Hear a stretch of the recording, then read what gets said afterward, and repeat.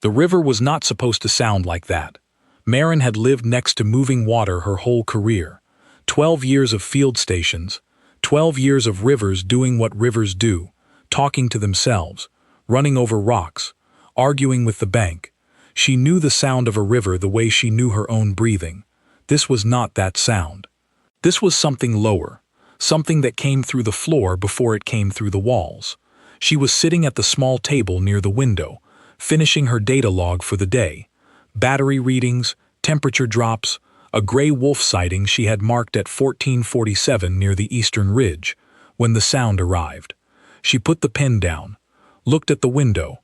The glass was rattling in a way she didn't like. She had been alone at the research cabin for 6 weeks. The nearest town was 4 hours south, on a road that turned into a suggestion once the October rain started. The nearest colleague was in Oslo, in a building with heating that worked, and a coffee machine that didn't require praying over. She had chosen this posting. She had driven 4 hours to it in the dark, told herself it was necessary field work, and then spent the first 3 nights lying on her back staring at the ceiling, running calculations she didn't want to run about whether any of this still made sense. It was supposed to be a simple season: monitor the pack, log the data, come home in December with a hard drive full of information, and a decision about the following year made cleanly, without drama. The river was not cooperating with the plan. She pulled on the outer jacket, the heavy boots, the headlamp she kept by the door because she had learned, the 3rd week, that the dark here was not a metaphor. She opened the door and went out. The Fola River was 60 meters from the cabin's north wall. She knew this distance because she had measured it on arrival, the way she measured everything on arrival, methodically, without sentiment, because measurements don't panic and estimates do. Tonight the river was not 60 meters away. She stopped walking when the headlamp beam hit the waterline, and the waterline was wrong. The bank she had documented on arrival, the hard clay bank with the exposed root system from the downed birch, was gone. Not eroded, gone.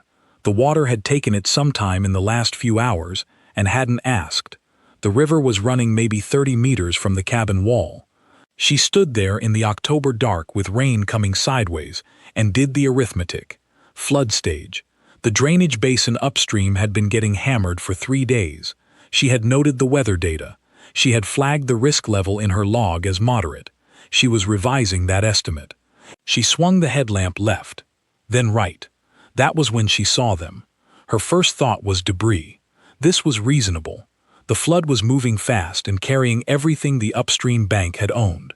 Branches, root masses, something that had once been a fence. Her headlamp caught on a cluster of shapes pressed against a half-submerged root tangle about 15 meters upstream, and her brain said debris, and she started to look away. Her brain was wrong. The shapes moved, not the way debris moves, not passively, not carried. One of them lifted what was attached to it. The motion was too deliberate, too biological. She moved upstream along the bank. The water was already at her ankles in places where the bank had softened, and the distinction between ground and river had become a matter of opinion. She kept the headlamp fixed on the root tangle. Closer, closer. She stopped. 7 of them, pressed together against the root mass, each one small enough to fit inside the sleeping bag she'd left on her cot. Soaking, not moving much. The cold had taken a lot of that, but not still either. One lifted its head when the headlamp hit it. Wolf pups, 4 weeks old, maybe 5. She had seen enough of them in the field to know the approximate age by the proportions, the oversized paws, the round skulls not yet stretched into adult lines, the ears that hadn't fully committed to being ears yet. She stood in the dark and the rain with water coming up over the edges of her boots and counted them. Ein, 2, tre, fire, fem, sex, civ, 7. She counted again. 7. The question of where the pack was she set aside. The question of how 7 pups had ended up floodside with no adult in sight she set aside. The question of whether touching them was wise, whether the scent would cause problems, whether the whole situation was about to become significantly worse. All of it, set aside. She did the only math that mattered. Water temperature, somewhere around 4 degrees Celsius, maybe less. Pup body mass at 4 to 5 weeks. roughly half a kilogram each. Time to critical hypothermia at that temperature, under 40 minutes, and she had no idea how long they had already been in the water. She waded in. The cold hit her legs like a slap from something that didn't believe in warning shots. She made it to the root tangle in 8 steps, grabbed the first pup with both hands. It made a sound she filed away to think about later, and turned back for the bank. She made 4 trips. She would not fully remember those 4 trips afterward, not in sequence, not cleanly. What she would remember were fragments. The weight of a pup against her sternum, the way the river pushed at her sideways, with the specific arrogance of something that outweighed her by several million tons. The sound one pup made on the second trip, a low sound, not quite a whimper, something with more texture than that. The exact moment on trip 3 when her right boot filled with water, and she thought, very clearly, right then, she got all 7 to the bank. She picked up the last 2 together, the smallest one and the one that was fighting her the hardest, which struck her as a good sign about the fighting one and a bad sign about the small one, and she carried them against her chest with one arm and used the other arm for balance, and she walked back to the cabin door, and she did not fall. She counted this as a success. Inside, the cabin became something it had not been in weeks. It became warm. She had been keeping the wood stove at a minimum, enough to keep the pipes from freezing, enough to make sleep possible, but not the kind of warmth that feels like something. She had been treating warmth as a resource to be managed, rather than a thing to inhabit. Tonight she fed the stove until the iron was ticking with heat, and the small room pushed back against the storm. She knew the protocol. Hypothermia in neonatal animals was not guesswork territory.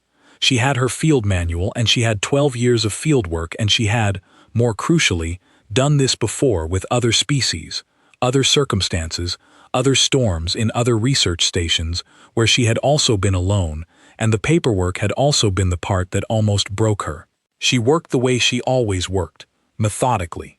Each pup assessed, dried, placed against a heat source in a measured way. Not fast.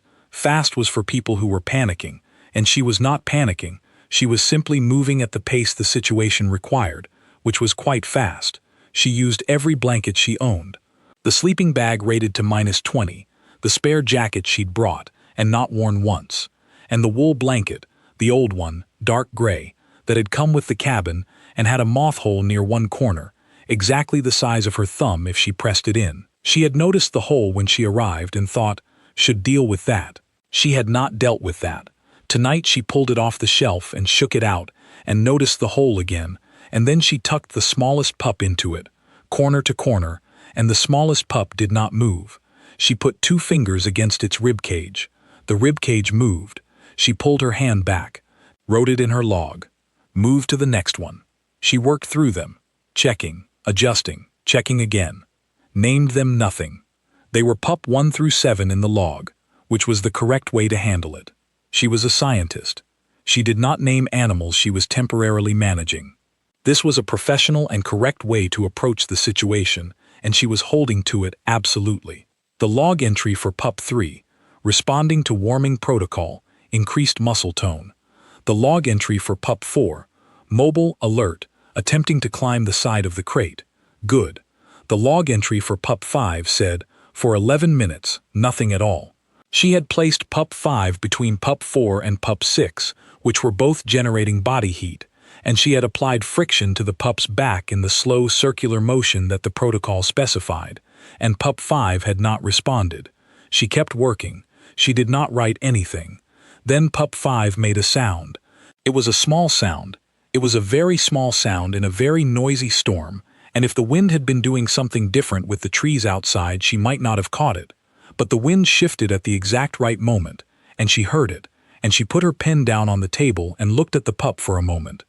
Then she picked the pen back up. She wrote in the log, pup 5 responsive. It was the only entry that night written in capital letters. She noticed this later and did not change it. At some point, the storm got worse before it agreed to get better. She didn't track the exact time it peaked. She was busy running the kind of small, continuous operations that emergencies produce, adjusting a pup's position, adding wood to the stove, checking the temperature in the room with the external thermometer she'd hung on the wall, calculating, recalculating. Somewhere in there she also ate something. She couldn't have said what. Something from a tin, something that required a spoon. She stood at the counter and ate it, and watched the crates, and then put the tin in the sink and went back to work. The rain came in under the door around 1 a.m.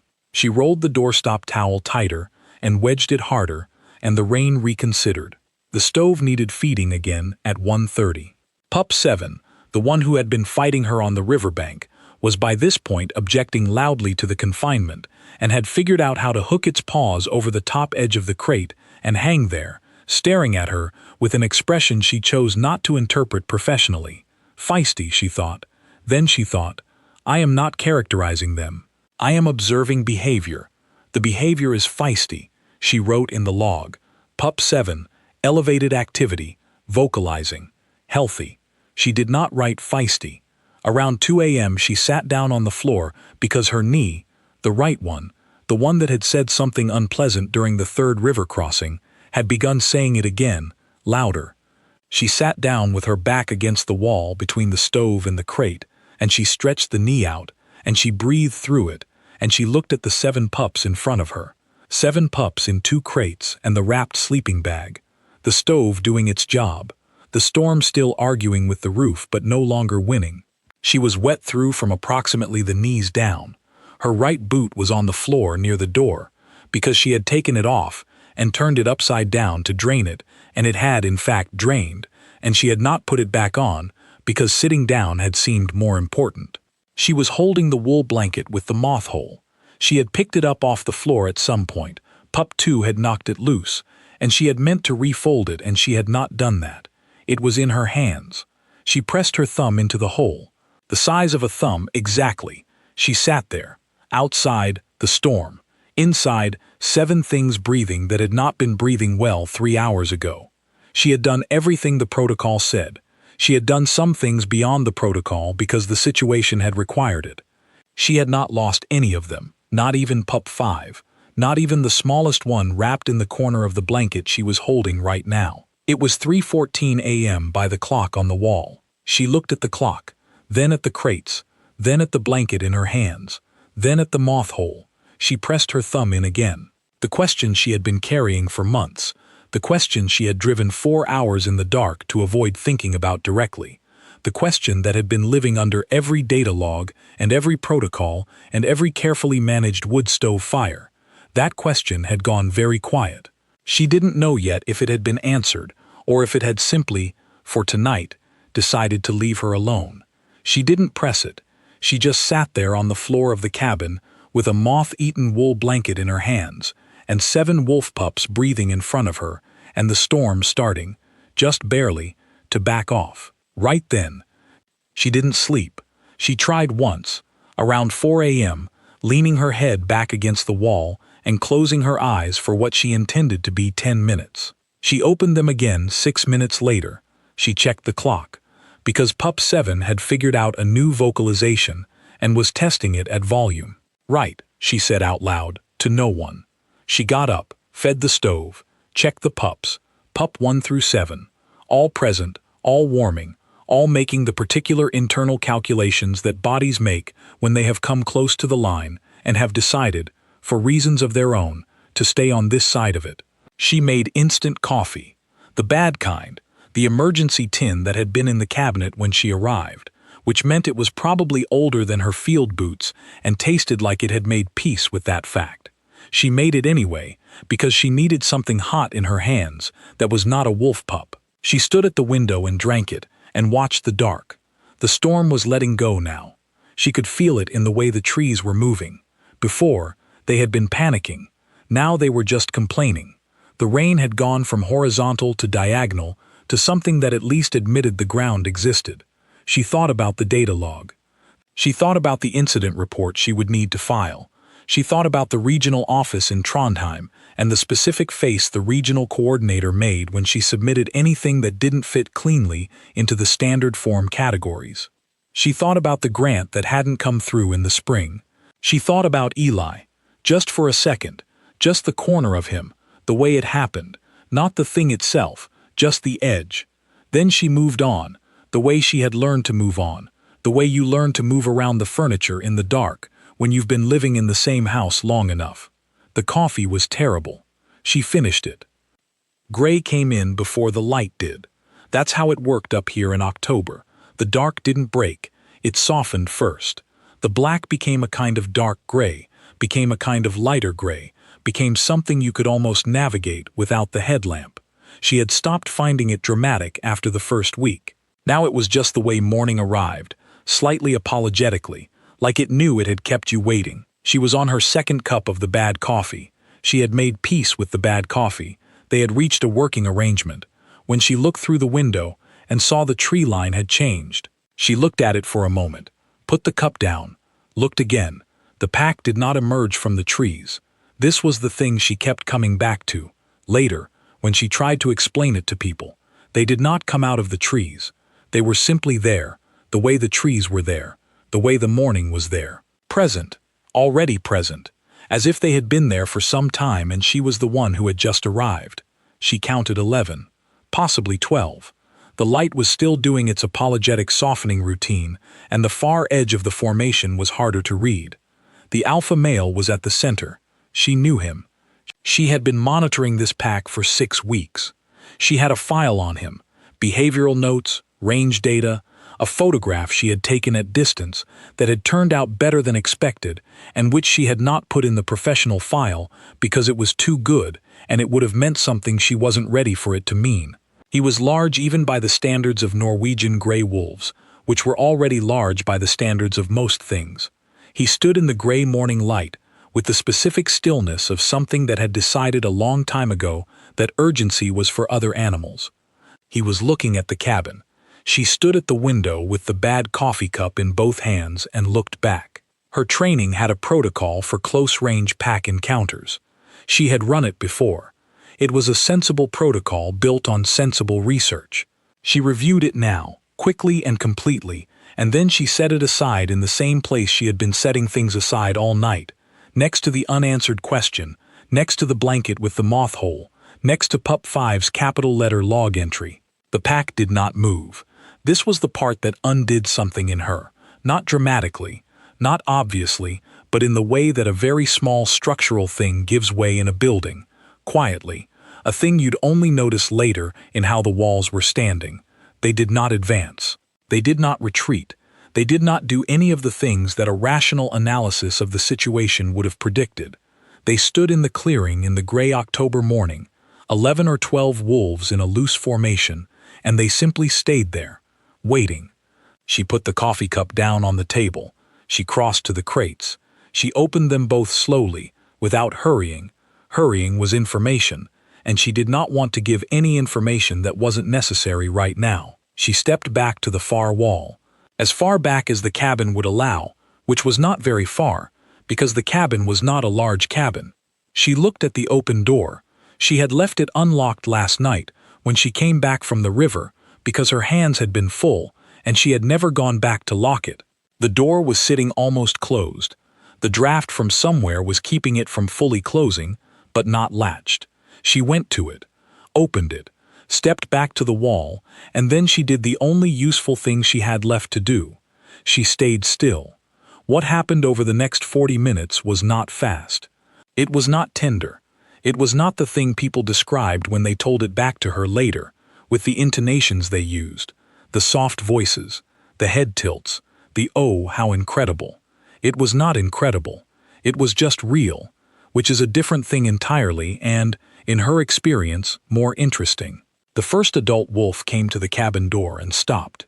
She did not move. She did not breathe any differently. She stood against the far wall with her hands at her sides and her right boot still on the floor near the door, because she had forgotten about it, and she watched. The wolf stood in the doorway for perhaps 30 seconds, sampling the air, running its own calculations. Then it came inside. It went directly to the crates. It did not look at her. She was not relevant to what it was doing right now, and she accepted this completely. It reached the crates, and the pups inside them started making noise.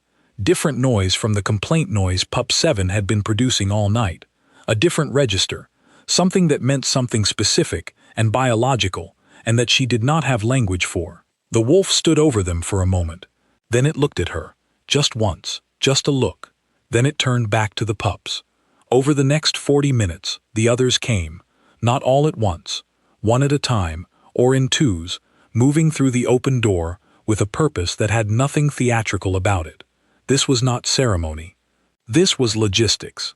The pack had lost 7 pups to a flood, and the pack was recovering them, and she was the location where they were being recovered, and that was the full extent of her role in this. She stayed against the wall. Her knee was still talking. She ignored it. She watched each pup go out. Some carried, some walking on their own. Pup 7 went out on its own 4 feet, and she noted this with a satisfaction she kept to herself. The smallest one, the one in the wool blanket, went out carried, and she watched it go, and then she looked at the moth-eaten blanket on the floor where it had been set down, and she thought about picking it up. She didn't pick it up, not yet. The cabin emptied the way it had filled, gradually, animal by animal, until the crates were open and empty, and the sleeping bag had been knocked sideways, and the stove was still ticking with the last of the night's heat. The last wolf through the door was the alpha male. She had been wondering whether he would come inside or stay at the tree line. She found she cared about this more than was strictly professional. He came inside. He was larger in the cabin than he had seemed at field distance.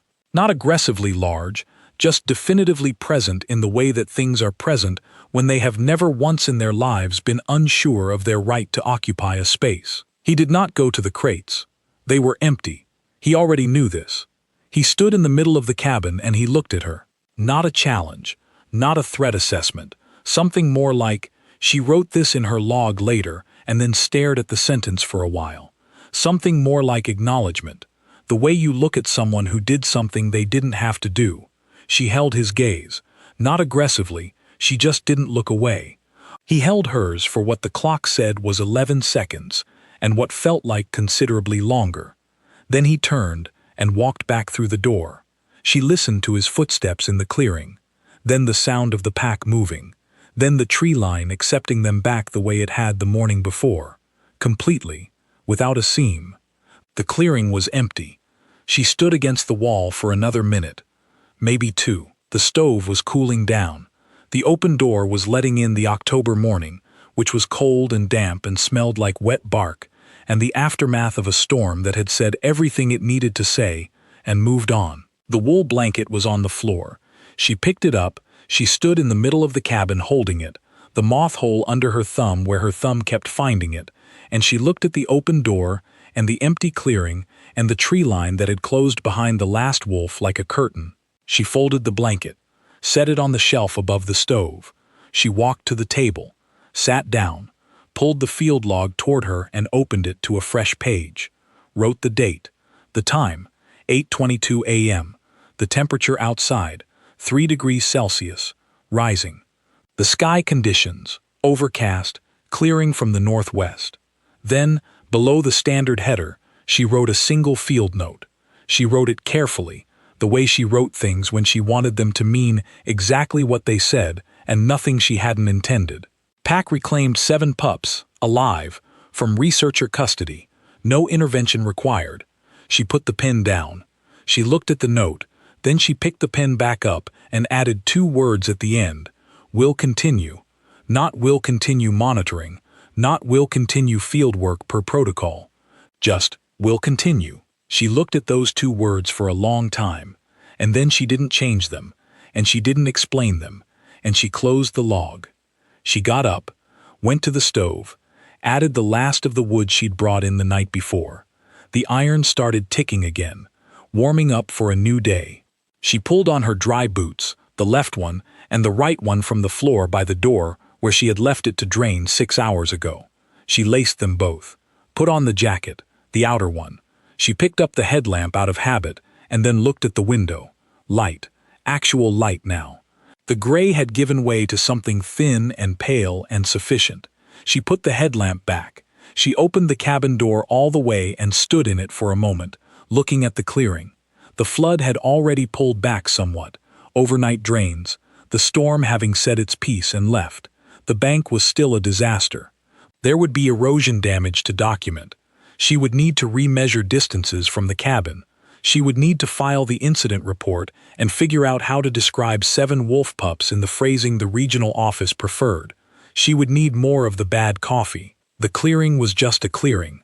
Wet grass, October mud, the birch trees doing their birch tree thing at the edge of the light. No wolves, no sound except the river, back to being a river now, back to its ordinary conversation with its own banks, as if last night had been someone else's story. She stepped outside. The cold hit her face and she let it. She stood there for a moment in the clearing, in the thin October morning light, a woman who had driven 4 hours in the dark to be alone with a question she hadn't wanted to ask, who had spent the night on a wet cabin floor with 7 animals that should not have been there, and who had written 2 words in a field log and meant them entirely. "We'll continue." She turned and walked toward the river to assess the bank damage. She did not look back at the cabin. She already knew the blanket was where she'd left it. She filed the incident report 2 days later. The regional coordinator called to ask about the protocol note at the end, the one that didn't fit the standard form. She told him it was an observation. He asked her to clarify. She told him some observations were self-explanatory. He put it in the file unchanged. She stayed through December. Then she applied to extend the posting through spring. The pack was seen 3 times more that autumn, always at distance, always at the eastern ridge she had marked on the map her first week. She logged each sighting with the standard data: time, number of individuals, behavior observed. In the margin of the 3rd entry, in handwriting smaller than her usual, she added 1 word: 7.